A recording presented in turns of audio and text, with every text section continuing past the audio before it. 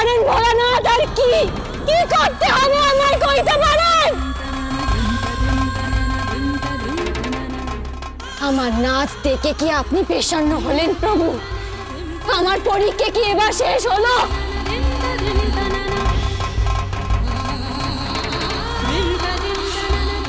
মানব জন্মগ্রহণের পূর্বেই আমি তোমাকে সাবধান করেছিলাম যে মর্তলোকে গিয়ে তুমি চরম দুঃখ কষ্ট পাবে,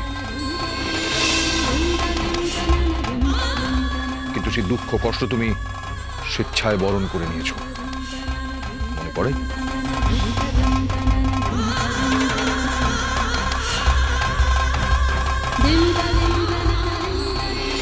অনিরুদ্ধ মর্তলোকে যাচ্ছে শাপভ্রষ্ট হয়ে, তাই তার মানব জন্ম তেমন দুঃসহ হবে না।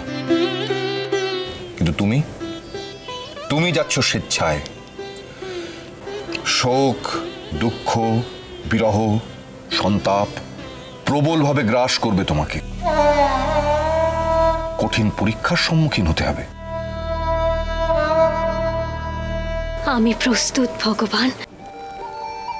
শেষবার ভেবে দেখো, চূড়ান্ত কঠিন পরীক্ষার সামনে দাঁড়িয়ে টলে উঠবে না তো তোমার দৃঢ়তা? আপনি অন্তর্যামী প্রভু। আপনি তো জানেন যার জন্য আমি স্বর্গ সুখ ত্যাগ করে মর্তলোকের দুঃখকে বরণ করতে পারি, মানব জন্মে তার জন্য প্রয়োজনে যত দূর যেতে হয় আমি যাব। যদি পাহাড় টলাতে হয় টলাবো, যদি অসম্ভবকে সম্ভব করতে হয় করব, যদি সশরীরে আমাকে স্বর্গেই আসতে হয় আসব। আমি তো একের পর এক পরীক্ষা দিয়ে চলেছি প্রভু। নিজের সতীত্বের পেমান কি আমি দিতে পারিনি এখনো? সহ্য শক্তির পেমান দিতে পারিনি আপনাকে। আর কত পরীক্ষা নেবেন আমার? আর হবে না, এইবার তোমার প্রার্থনা গ্রহণ করা হবে।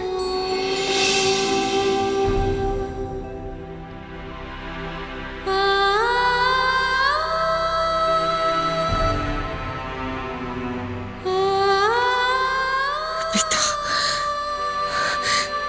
তার মানে বেহুলা নৃত্যে আপনি প্রসন্ন হয়েছেন? অবশ্যই।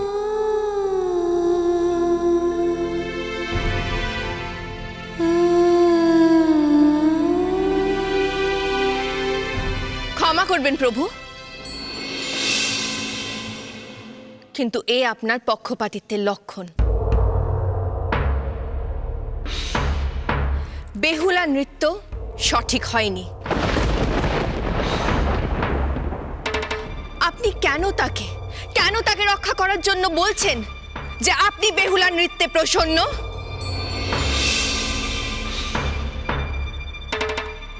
বেহুলার নৃত্যে আমি প্রসন্ন হয়েছি দেবী।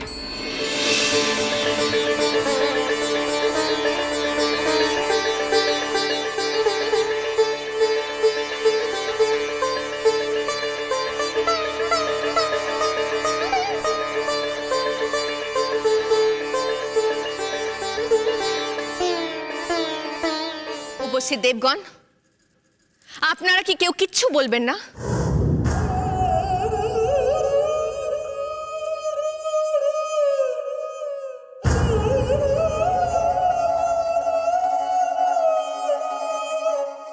কেন আজ নত মস্তকে আপনারা বসে আছেন?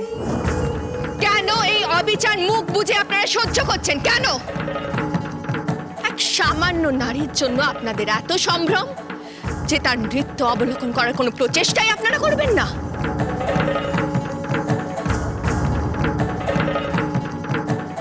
কেমন ক্ষণ উপস্থিত হলো স্বর্গলোকে?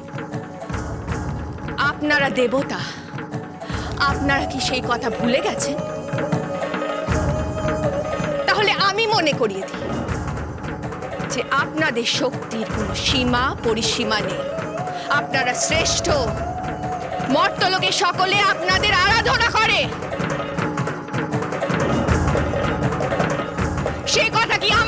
সরিয়ে দিতে হবে। ঠিক কি অনাসৃষ্টি ঘটছে আর স্বর্গলোকে। অবশ্য যে নৃত্য আপনারা দেখেননি সেই নৃত্য সম্পর্কে আপনারা অভিমত দেবেনই বাকি করে। এতে তো বেহুলারই সুবিধে হচ্ছে। চমৎকার।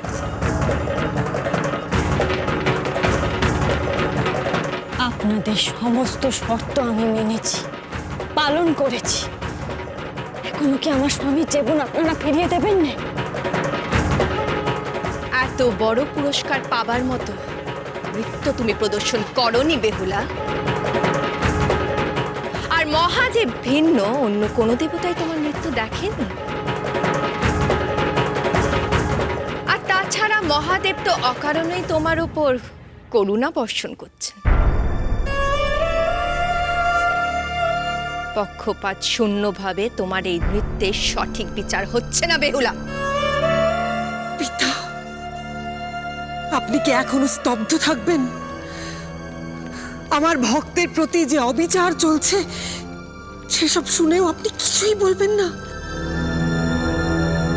আপনার কন্যা মনসার এত বড় স্পর্ধা মহাদেব?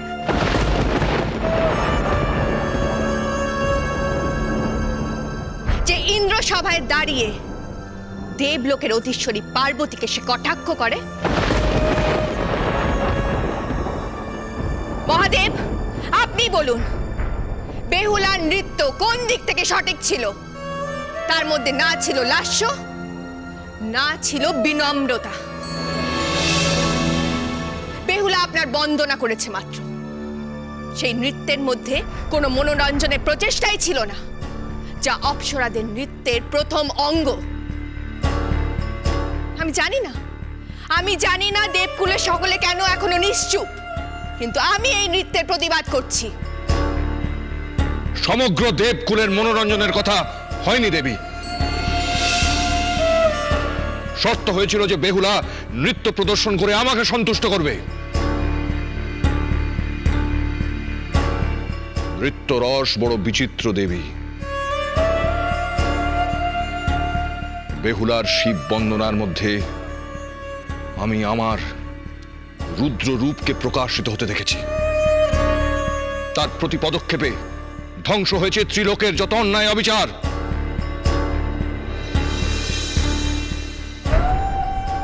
আমি আমার নিজের রুদ্র রূপকে তো অপছন্দ করতে পারি না।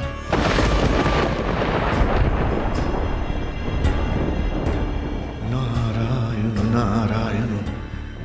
এইবার দেবী পার্বতীর প্রস্থান করাই শ্রেয়। আমার ভিন্ন রূপ বিভিন্ন ক্ষণে প্রকাশিত হয়। বেহুলার নৃত্য সত্যি আমার হৃদয় স্পর্শ করেছে। ভক্ত যখন ভগবানের সঙ্গে একাত্ম হয়ে যায় তখনই সে এরকম নৃত্য পরিবেশন করতে পারে। আমি সত্যি তোমার উপর সন্তুষ্ট হয়েছি বেহুলা। তবে এবার আদেশ করুন প্রভু, মা মনসা যেন আমার স্মৃতির সিঁদুর অক্ষয় রাখে।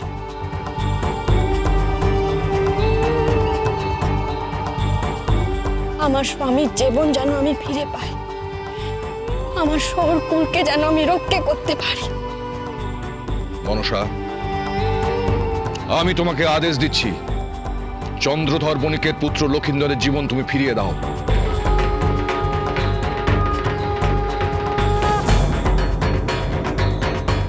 বেহুলার বৈধব্য যাতে শেষ হয়।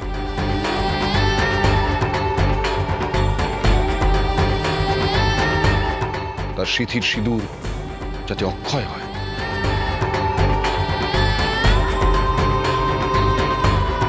যথা আজ্ঞা পিতা।